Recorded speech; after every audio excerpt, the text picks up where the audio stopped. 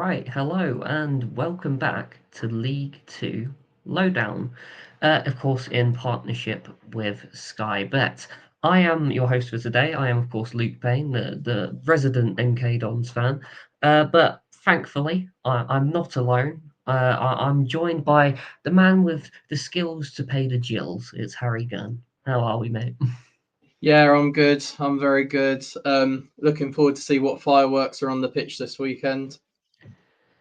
Yeah, exactly that. It's just nice to be back with league football. To be honest, we've had a bit of a crazy week of having to figure out what we're doing with episodes because we can't do our usual preview review stuff. Yeah, But finally, we're back to normal. So we've got we're our back. previews. We'll do our six deep dives. I'll rattle through the other six games, and of course the Sky Bet fan feature in the middle. So lots to look forwards to. Uh, but I think let's get straight into our deep dives. So the first one I've got down today as a deep dive is Colchester versus Bromley, which for me that it straight away, yeah, that it's looks like an interesting one. That I know Colchester are four unbeaten at home in the league, whereas Bromley have been kind of inconsistent, but at the same time they did just go and end our unbeaten away run. So for me, this could go either way. If I'm being totally honest, I'm going to hold off on making a prediction until you've said anything, because I'm kind of hoping you're going to sway me one way or the other, to be honest. But obviously, Colchester, one of the form sides at the moment. Uh, with Bromley, perhaps this could be a sign of them coming back onto form, perhaps beating us the other week, of course. What are your thoughts?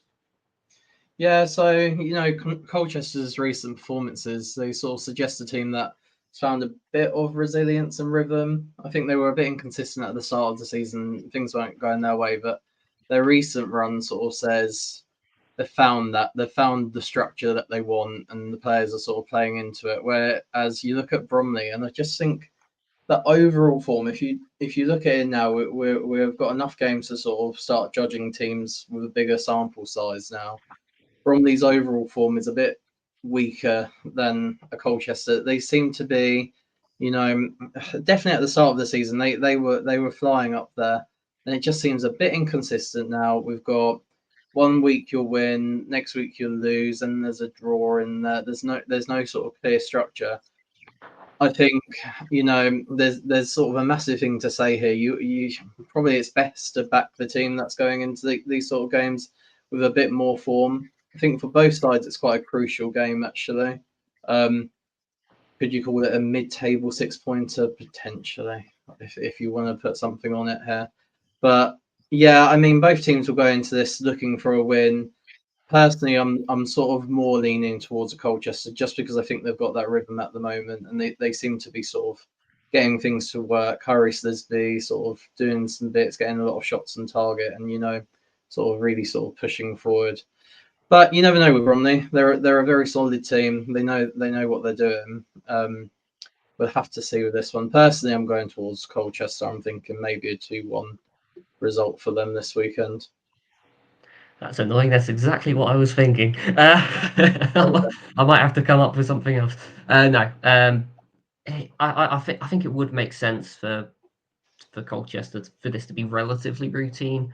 Um, I do think Bromley can obviously cause problems, but I think if there's a side that can deal with Bromley's physicality, I'd put Colchester up there as one of those sides that could potentially manage it.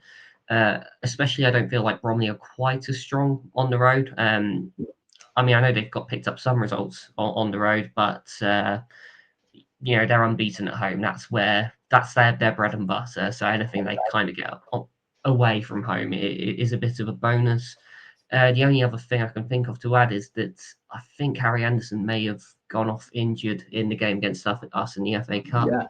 So that could potentially have a little bit of a bearing on it, but I'd assume Mm, Jack Payne will be back in the side. So yeah. lots of factors at play. I think I'm gonna agree with you in the sense that Colchester win it. I'm gonna say they get an extra goal on top, and I'm gonna say it's 3-1.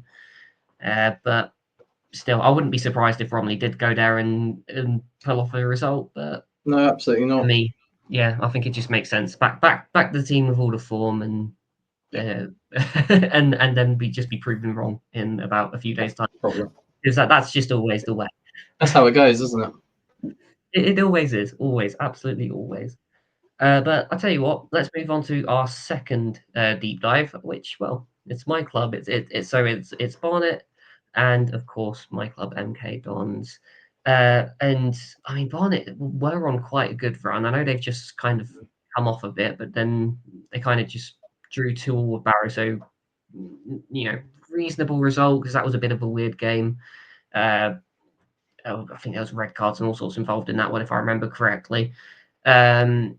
Whereas up until this Bromley game, we were unbeaten on the road. So that's still, I'd say, a decent form. So for me, it's another tough one to predict. I think Barnet are starting to adapt properly to this league now.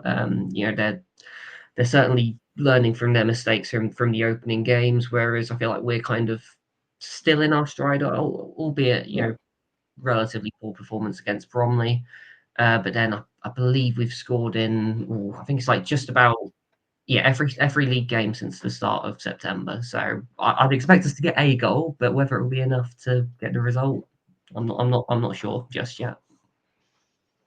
Yeah, I mean, personally, I see MK are sort of rocketing towards the title at the moment, to use a pun, which is very relevant at the moment. But yeah, Barnet, you're right. You said they're settling into the league, definitely. I see them as a team that could be pushing towards promotion. Underlying numbers are really good there. They seem to get results against good teams. With that being said, though, I do see MK Dons just being in that sort of stride at the moment where they're picking up these good results against team. And then you look at a team like Barnet, who will probably go there and sit back a little bit and try to get something on the counter. I think MK Dons will play right into that. When the Jewels went to Milton Keynes earlier in the season, we sat back. I believe this is at Barnet. We're away. Oh, are you? Okay, sorry. Yeah, so that's interesting. Then I still think Barnet will sit back a little bit and just sort of take the pressure a little bit. I do think MK you just seem to have that pace at the moment to sort of break onto teams. But yeah, I do like Barnet. I really do. I see a structure there that works for them. They've clearly got a system. Again, like I was saying, like Bromley, these teams that have systems and sort of play to them, they do well. With that being said, though, I am predicting the worst for Barnet in this game. Unfortunately, I'm thinking a more 3-1 and MK Dons sort of keeping this form going on and really sort of going towards definite title prospects there. I hope you're right. Yeah, I hope bet you're you right. I wouldn't mind an easy title. That'd be fantastic.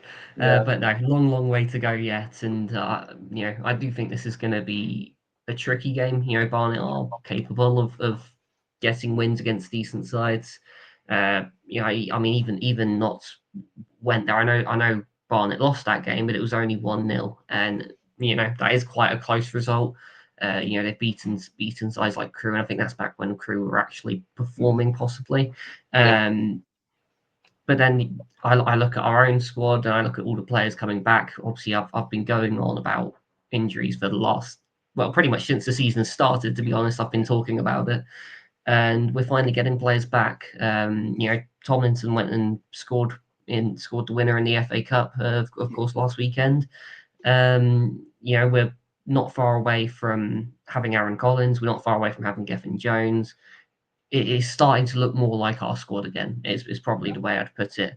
The only other factor I would also add is the potential for our backup goalkeeper to still be playing. It depends on how Craig McGillivray is. I know he started concussion protocols, but whether he'll actually be ready to play or whether we'll have to wait for the next one, I don't quite know just yet. So I think, well, don't get me wrong, Connell Truman is still a very good goalkeeper and probably one of the best backups you can get, but there is still that vulnerability of having someone that's not quite as match sharp at the back. So there is, potential for Barnet to spring a surprise. However, I'm going to back my team. I think I've got to. I'm going to say we win 2-1 away. Nice. I think I've got to. Just on, Yeah, I don't want to be put off by the Bromley game too much because they're unbeaten at home for a reason. And yes, we got close and we didn't quite do enough. But like I said, I just don't want to read too much into it because I still think we're quite good on the road. I do. But anyway, let's move on to the next one. We've got Bristol Rovers and Gillingham. Okay, so this is to put it I don't really I can't really find a nice way of saying it. It's kind of a battle of the losers at the minute, I'm afraid. There you go. There you go. Bristol Rovers kind of lost all their league games in October. Obviously, the 4 goals conceded thing that we've been going on about for a while. But then their last win was actually a home game at the end of September, 2-1 against Salford. And they have also won both the cup games they had in over the past month. Although one of them was EFL Trophy, so I don't know how much we want to credit that, I suppose. Whereas Gillingham have picked up 1 point from the last 5, but then your last victory was a 3-1 win away at Newport. So you've got 2 teams very much off form, but their last victorious result was it's what they're doing today. On that Saturday, Bristol Rovers will be at home, Gillingham will be away. It's shaping up to be quite an interesting tactical battle, that one for me. Yeah, looking forward to this one. I think it can't be understated, the loss that we've had with Gareth not being there. Back on the training pitch this week. We don't know if he's going to be there on the touchline on Saturday, but him just being there on the training pitch does masses for us, really. We only turned on the form and had this amazing unbeaten run that we had when Gareth came in and sort of solidified the team. His sort of man management goes a long way. We've got players that can get results, but you can clearly see they don't have that structure around them. If they don't really have that person on the sideline sort of giving them the instructions, we tend to concede easier goals than when Gareth was there, and that's been clear. This losing run, there's no coincidence that it's correlated in him not being there. Albeit we did lose against Harrogate when he was there, and that started this sort of losing run. But I do think him being back is going to give us a bit of a push. This is a tough game though. Going away to Bristol, they're always good at home, and it's a big trip for us, as a lot of the trips are. But in particular, this is a long trip. We're going to need our fans to really support us. I know we're bringing a good number down. I do think Bristol will struggle against us, though. I think we're starting to just sort of see some of our wingers coming back from injury and sort of going, and we've really sort of struggled without them in the system. We've been playing far too straight, far too long. I think this weekend we might have a few players coming back. I know Cleary's been back on the training pitch, so it would be great to see him. I think we've really missed him. Johnny Smith as well being around. So that all being said, I do think Gillingham have a chance here to take advantage of the fact that Bristol are not on form themselves at the moment, and potentially sort of nick a 1-0 win. If not, I'm more than happy to take a point from this game and stop this sort of losing run, not picking up results. Oh yeah, it does sort of strike me as a crucial game for both, just because obviously if you have a losing run that goes on much longer, you do start to become concerned, and that's when fans can start to get a little bit on edge, I suppose, over not actually getting a win. But I don't know. I think for me, I think I love to talk about mentality in professional sport, and I think even if Ainsworth isn't actually at the game, the fact that he's been back in the mix in training and all the rest of it, I think that is a huge mental boost. And I wouldn't be surprised if that's enough for Gillingham to get a result away at a Bristol Rovers side that, I mean, let's be real, they're on the floor at the minute. I mean, when we went there a few weeks ago, for the longest time they looked competitive. Even at 1-0 down. But as soon as the second went in, their mentality was all over the place, and Mm. in the weeks that have followed, they've never really recovered that. I've not seen any signs to suggest that we're going to see the end of that run of form just yet. Whereas with Gillingham, I think there is a clear indicator that a positive result could be coming. So I'm Yeah. going to back Gillingham, and I'm going to say it's going to be a relatively comfortable 2-0. It is, Let's which hope I'm so. sure you'll take. 100% take it. I mean, you're right. As these losing runs sort of carry on, the murmurs from the fan base start. I know there are a few after the Newport game in the FA Cup last weekend, and I just went on Twitter X to sort of say, "Don't panic" to everyone. And we are only 4 points away from the top at the moment. And would you have taken this at the start of the season? Yeah, you would have done. So hopefully we can turn it around, and hopefully we can quiet some of these sort of rumblings at the moment of unrest. Well, yeah, I mean that's League Two in a nutshell at the minute. It is so incredibly inconsistent. No one is capable of putting together a run that lasts more than 3 or 4 games at the minute. The closest to it in October was us, and then we went and lost to Bromley. So sums it up really, sums Yeah. up the league perfectly. But anyway, I digress. Let's move on to Crawley versus Fleetwood, which again, a little bit of an interesting one for me. I mean, Crawley picked up their first league win since September 13th. Last time they played the league game, obviously winning 4-0 over Bristol Rovers, actually. But then at the same time, they were just knocked out of the FA Cup by Bournemouth in a 3-0. Like, it wasn't exactly that close of a game. Whereas Fleetwood are unbeaten in 5 across all competitions, but one of them was an EFL Trophy game, and they have had favourable opposition aside from Chesterfield, I would argue. Although I think winning in the FA Cup, I think over Barnet is impressive. But still, I mean, there are 2 sides there that I'm not overly convinced by at this moment in time. This is one I could see going either way, if I'm totally honest. Yeah, I agree. I mean, we've got 2 ex-League One sides here, 2 relegation sides, and I wouldn't say either of them have sort of flattered themselves this season. Fleetwood a bit more than Crawley. Crawley, I mean, they definitely haven't. They've been on a terrible run, and they need to light the fuse a little bit this week because I think if they don't get a result here, they're firmly in that relegation zone, and they're really struggling a bit, which I wouldn't have predicted at the start of the season. I would have predicted them to be fine. Scott Lindsay, really good. I do worry if this run continues, 2 people start going, is Scott Lindsay the right person for the job, which is crazy to think because I would say 100% he is, but the form and the points they don't lie, and if you're sitting down there, sometimes things have to be changed. And I know the Crawley Town ownership believe that they can be a championship club with the right backing and the structure and infrastructure in place, and they've got massive plans going down to the National League. Well, that wouldn't really help, would it? So they need to sort of fix this very quickly.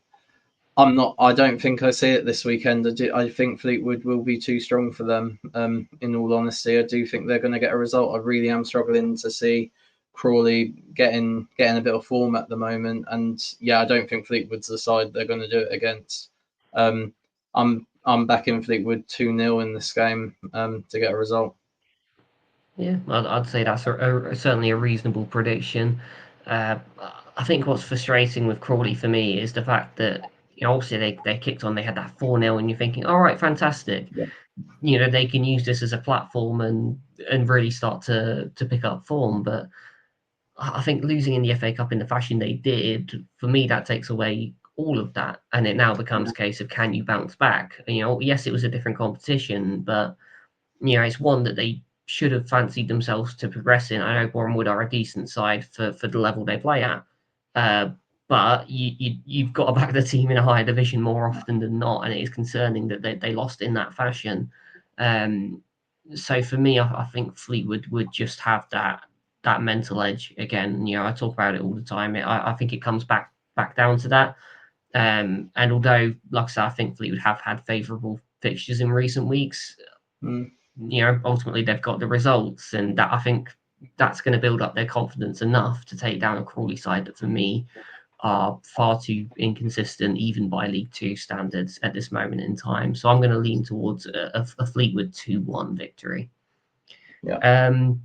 Let's move on to Salford versus Cambridge, which, well, when I was doing my research for this one, I kind of realised, okay, this could actually be quite a comfortable prediction for me, because initially I was looking at it thinking, oh, this could be quite a tricky game, but then I looked at the stats. So, I mean, with Salford, there's not really much of a pattern anywhere. They are just a typical League Two. They win, they lose sometimes, and that's kind of it. You can't really pinpoint where things are going right, where things are necessarily going wrong. I suppose we'd have to speak to Jake to find that one out. But with Cambridge, it's much more apparent. They're heavily reliant on their home form, and actually they've only won once on the road in the league all season, and that was a 2-1 victory away at Colchester back in August, and that's obviously when Colchester weren't exactly in the greatest of form either. So for me, although I was expecting a close game, from what I've looked at, this now looks like it's going to be relatively routine for Salford, but given their lack of consistency, I mean, who knows? What's your take on it? Yeah, I mean Salford are one of my favourite teams this season. I love watching them. I mean they bring drama because I really don't know what they're going to do in any game, to be honest. So it makes them great to watch. I do think they're going to be right up there come the end of the season. Personally, I think they'll be in one of the automatic spots. Um, and yeah, I mean, they go against Cambridge. You're right. You're right in pointing out. I hadn't actually realised the same as you that their away form is just abysmal, which surprised me because Neil Harris he sets teams up to get results away from home and sort of nick a point. Clearly, that's not worked for them. They haven't been nicking a point. They've been losing it. So it will be interesting. I always back Neil Harris. I think he's a great manager. The fact that he's managing down in League Two surprises me, to be honest. I think he can manage higher. But he's doing well in this Cambridge job. I mean, they've got a good side. They've got great players in there. If you look at some of the names in that Cambridge team, that they have a really solid side. But this Salford team, yeah, they just seem. I mean, the management is great of them. The documentary, seeing inside the changing room, you can really see how passionate Robinson is. Um, so yeah, I'm going to back Salford, but quite honestly, I could see this just being a 0-0, to be honest, and Neil Harris just setting up, and I'll put 11 men behind the ball, and good luck to Salford. So we'll have to see. With that being said, I said it might be a 0-0. It'll probably end up 4-0 or something crazy. But I am predicting a 2-0 for Salford because I do think they're very strong at home, and as you say, Cambridge can't seem to get results away. Well, yeah, I think the difference for me is, well, I suppose it's that flair, that kind of attacking energy in the final third. That I think that Salford have it. They have players that can excite. And don't get me wrong, Cambridge have players that can. It's just we've not really seen it this season. They've been very much a set piece team, and we haven't seen too much of them from open play. And I think on the road at Salford, I think that's going to be tricky for them to pull off, if I'm being Yeah, brutally honest. And I think I'm with you there, to be honest. I think a Salford 2-0 win seems like a pretty safe bet in my book. So naturally, that means Cambridge are about to win like 4-0 or yeah, something like probably. that, because that would just be the most League Two thing that could possibly happen this week. Yeah, But probably. but no, that's our take on it anyway. So we've got one more deep dive to cover, and it's the Monday fixture, which is Cheltenham versus Notts County. So we've already covered the game where two teams are very much out of form, and now we've got the total opposite. We've got two teams that are very much in form. Cheltenham are unbeaten still in the league since Cottrell joined, and they've obviously just taken down Bradford in the FA Cup as well, which for me is really impressive. Massive. Um, and obviously I've gone on in previous pods saying yes, there's perhaps an element of of a new manager kind of bounce, but you do still have to give a bit of credit to the sense that they have been able to pull off these results, and the longer that goes on, the longer they're on a high, mentally they're going to feel like they're on top of the world, and that makes them a whole lot harder to beat. But then Notts by comparison also unbeaten through October, but then they just went and lost to Brackley in the FA Cup. So that's probably one of the shocks of the round, that one, I think, actually. Yeah. The only thing I would add with Notts is that it's their away form that has been a little less convincing. The only points they did drop in October were on the road, and that was a away draw at Swindon, albeit I know Swindon are strong opposition. But even the Barnet game as well, that was only a 1-0, as I mentioned earlier. So they're not quite as convincing on the road. If you look up at some of the previous games back into September, it's the away ones that look particularly poor to me. So there is actually a chance here that Cheltenham could surprise another team towards the top end. Yeah, I mean, when does it get to the point where Cheltenham getting results in these games doesn't become a surprise for us? Because this run, it's been brilliant. Cottrell's come in, he's got the results. Honestly, before he came in, I was on here saying, they're gone. They're absolutely there's no real hope. They've really got themselves in a rut, and overnight they've changed it. You do have to worry. You've got the same group of players. There is that chance that they'll go on a really bad run as much as they're on a good run at the moment. But yeah, I mean, you look at Notts County and you go, okay, the position in the table is great, and there've been some real highlight results. But there's also been some matches where they really have struggled, and when they came to Gillingham, I wasn't flattered by them. They really struggled to create chances. Potentially that happens again here with Cheltenham, and Cheltenham, they just seem to be getting results. So I feel like backing them is probably the smarter decision in these sort of matches at the moment, and just hope this run continues. Quite honestly, though, I think probably sitting on the fence is probably the best idea for these sort of matches, and go 1-1, 1-1 draw, and then see who decides they want it more and sort of pick up a result here. But quite honestly, it could go either way with any of these Cheltenham games at the moment. It's great to watch at the moment. Yeah, 1-1 is exactly what I was thinking of. I don't There we want to go. make a bold prediction on either of these teams right now.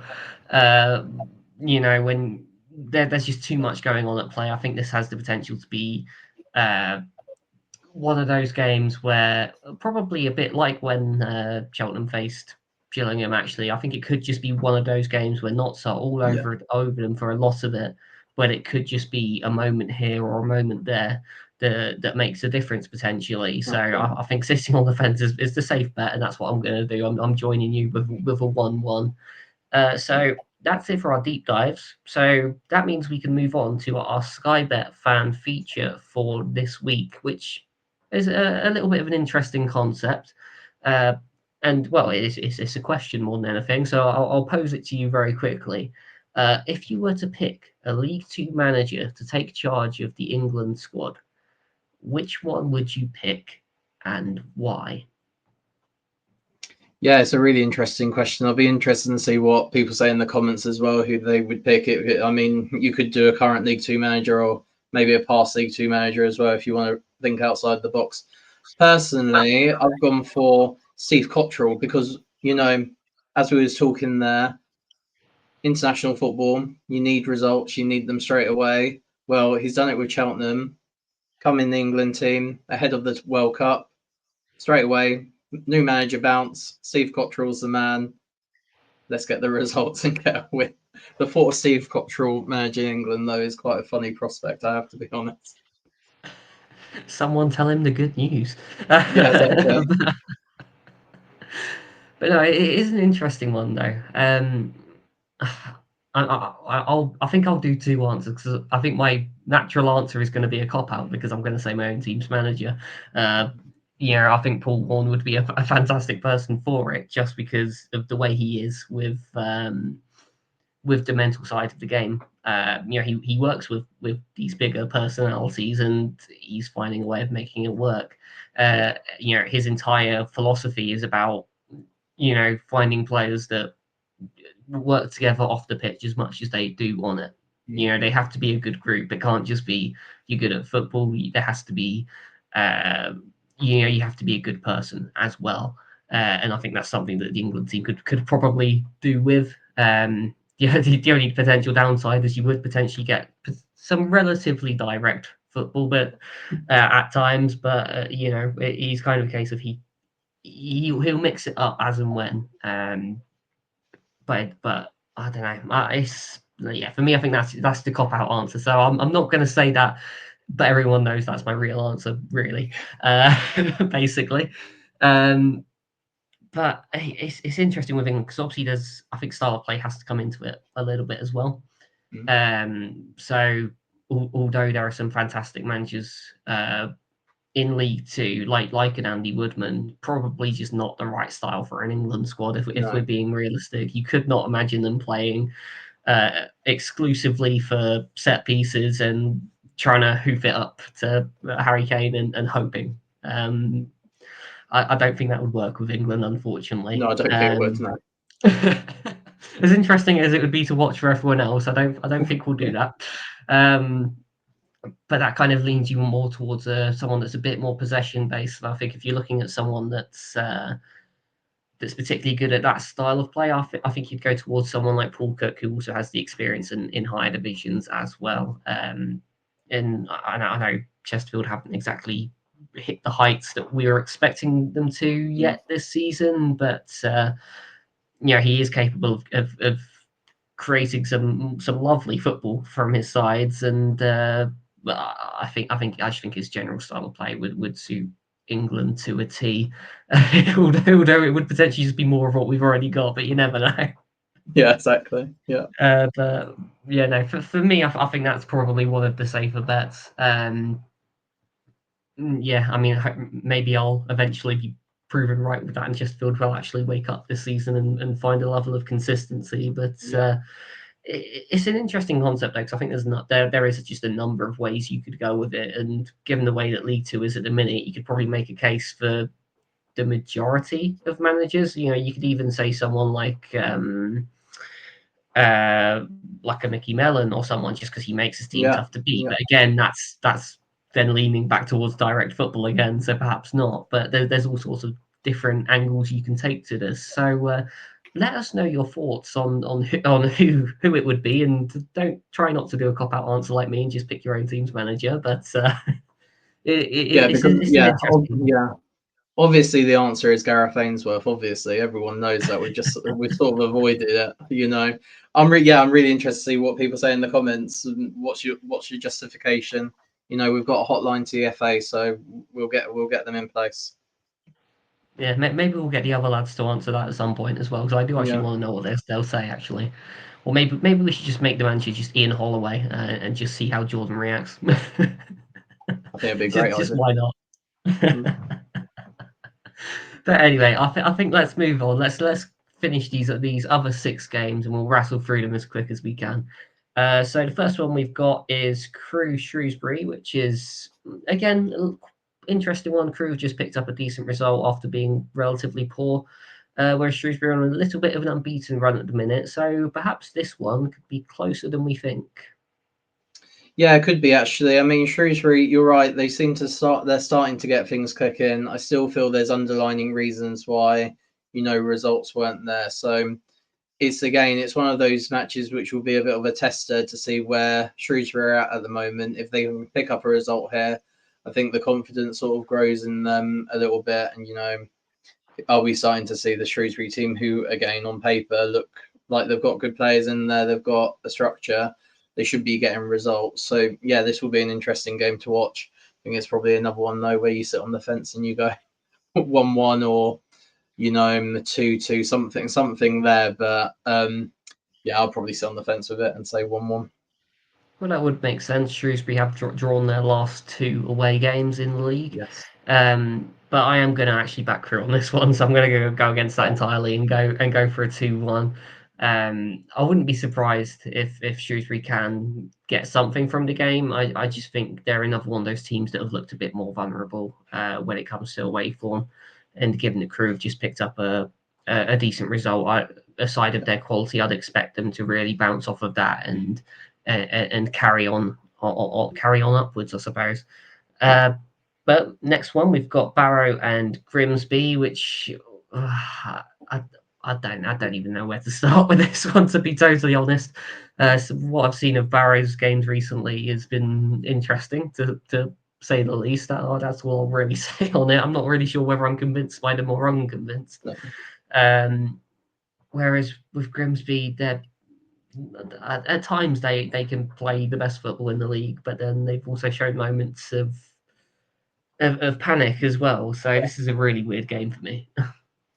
Yeah, a little bit. You're right with Grimsby. That at some points, you go, they're just amazing, and they've got such fluid attack. They can score goals for fun, and then other games they seem to be found out a little bit, and sort of there seems to be a bit of a blueprint there. If you kind of sit back, you sort of, our favourite word, the dark arts of football, a little bit to them, and if you really sort of trigger into that, you seem to be able to get a result against them. Maybe that is the blueprint for getting a result at Grimsby.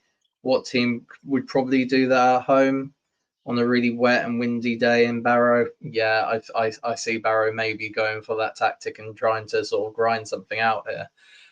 I do have a feeling with Barrow that they're struggling a little bit. Their underlying numbers aren't the best, and they do struggle against some of the more expressive sides in the league. So I do see Grimsby having one of their days out where they really sort of go for it. They play this really attractive football and they do get a result. So, I mean, I'm sorry to the Barrow fans here, but I'm predicting a 3-0 to Grimsby in this game, really sort of putting a bit more of a statement and getting them back on track. Oof. Sorry. Yeah, damn. Yeah. I mean, I can certainly see where you're coming from with it. The only thing I'd add is that I think Barrow is just a tricky place to go. It's just Horrid. awkward. So trying to play nice football at Barrow isn't always the easiest of tasks. No. And that's the only thing that's sort of given me a more of a second thought. And I'm actually going to sit on the fence a little bit on this one. I'm going to go for a 1-1. But honestly, I think this is one of those games where it's just impossible to predict. It's just one of them. But still. Next one we've got is Chesterfield and Accrington, which in theory, on paper, you would just say, oh, Chesterfield win, that's that. But my theory for Accrington, as I've said plenty of times this season, they are better against the better teams. So for me, that makes this one interesting. Yeah, I mean, Accrington, as I've said on this podcast, they're amazing. They're going to get promoted. So absolutely easy fixture for them, this one. In all seriousness, I do like the Accrington side. I do think they've got some good players there, and they do play some good football. Their current league position is not showing that at the moment, but they do, when they get things clicking, they can really get some nice plays sort of together. Is this the match where they can get things going? Maybe, maybe not. Again, it's one of those where you sort of look at it and you go, it's a tricky game. Chesterfield, they on paper with the Chesterfield side at the start of the season, 100%, I would have said easy playoff contenders, if not automatic. They'll be really fine. They're just defensively, they've struggled in a lot of games this season, and that sort of let them down. However, at home against an Accrington side who, as I say, their league position is not looking good for them at the moment, you probably have to back a Chesterfield side and go, they're more likely to get a result in this one. So I'm going 2-1, but I'm still silently backing Accrington. You never know. At some point, trust me, they're gonna come good. I actually think this game stylistically could actually suit Accrington down to the ground. Chesterfield are going to have all of the ball. Like we could see a 70-80% possession stat for this game. I wouldn't be surprised. But I think that's honestly going to suit both sides quite well. I just think Accrington are going to be one of those sides that can soak up the pressure. I think that's something they can do quite well. And then hit on the break, which is something they can also be quite deadly at. All it takes is one break away from an Isaac Keefe, for Sean Wally, or someone like that. I just think this is stylistically, this is the right game for them to nab a result. Even though in theory Chesterfield should have superior quality, so I'm actually going to back Accrington, and I'm going to say that I'm going to say it's a 1-0. Love to see it. Love it. I'm going to look like a genius if that's actually right now. Yeah, you are. Yeah. Oh, it's not going to happen. Anyway, Harrogate Oldham is the next one. Again, I think you've got an Oldham side there that are very tricky to beat. They don't concede many. They also don't score many. Whereas you've got a Harrogate side that win when you think they're going to lose and lose when you think they're going to win. So good luck predicting this one. Have fun. Yeah, I wouldn't put this in your ACCA or anyone this week because, honestly, it's one of the, all League Two games. I think we said it with literally every game. We don't know which way they're going to go. It could go one way or another. But this has that sort of result written all over it, to be honest. You've got two teams here who, honestly, you've got Harrogate, as you say, they win when you think they're going to lose. They lose when you think they're going to win. So if you think they're going to draw, then who knows what's going to happen. And an Oldham side who can get results. Their underlining numbers are really good. They should be, I think, on the expected points table, they should be a lot higher than where they're currently sitting. So, yeah, I'm going to sit on the fence and say 1-1 because I don't know. Yeah, I was definitely thinking about sitting on the fence and agreeing with you, but I think I was going to do it in a more boring fashion and just say 0-0, to be honest. 0-0, thriller 0-0. It's just one of those games where you can just see it being scrappy and awkward. And yeah, Oldham, statistically speaking, they've drawn as many games as they've won/lost combined. They've had 7 draws, and I think it's 3-4 or 4-3 the other way. So I think safe bet there. I'll go for the 0-0. And yeah, I hope it's more interesting than that. I really do. It'd be nice to see a free flowing game from those two sides, but that might be pushing our luck a little bit. You never know. You never know. Exactly that. Right, we've got 2 more to cover. We've got Newport versus Salford. Oh, Salford. Sorry, where'd Salford come from? We've already done that. Newport versus Walsall. Sorry, there we go. My thoughts on Newport aren't particularly positive, as I've stated plenty of times this season. But then they have just had 1 or 2 positive results that could make them tougher to beat. Walsall, by comparison, they have obviously started the season very, very well.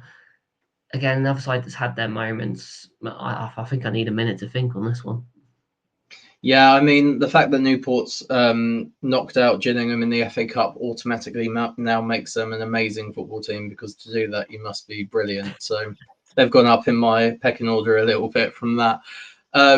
But yeah, I think Newport still struggle really to keep their momentum going for a whole 90 minutes. I always feel like they struggle to they've got a young side who come out all guns blazing, and it's really hard, I think, for the management team there to sort of harness that and sort of quieten some of those more creative players down and sort of utilize it throughout the 90 minutes. I think that's really been their struggle this season, alongside countless defensive mistakes and other things. So this seems to me on paper a tough game for Newport. Walsall, yeah, they're a solid side. We know they're a solid side. They still for me need to do a little bit more to really sort of show that they are that promotion side that really I think they should be. Looking at last season and then this season, put them together, they are a solid side. You would have to back Walsall in this game, in my opinion, just because Newport they seem to really struggle in a lot of games, apart from if it's the FA Cup, and then they're amazing. But yeah, I'm going to go for a Walsall 2-1 in this game. Well, I've just managed to find the stat that has made my choice for me. I started scrolling trying to look when the last Newport win was, and I was scrolling for a while, all the way back up to March. So, Yeah.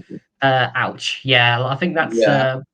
I'm just gonna say Walsall will get the job done. There's gonna be no League Two craziness in this game, and that's just gonna be a comfortable 2-0. Although I don't think Newport will put up more of a fight than that scoreline would Yeah. perhaps suggest. Uh, Final game to cover: Swindon against Tranmere. I feel like Swindon haven't looked characteristically themselves in the last couple of weeks. I mean, they've had a 0-0 the other week against Colchester. That is unheard of Mm. for them. They are Yeah. the free scoring team, uh, as far as I'm concerned.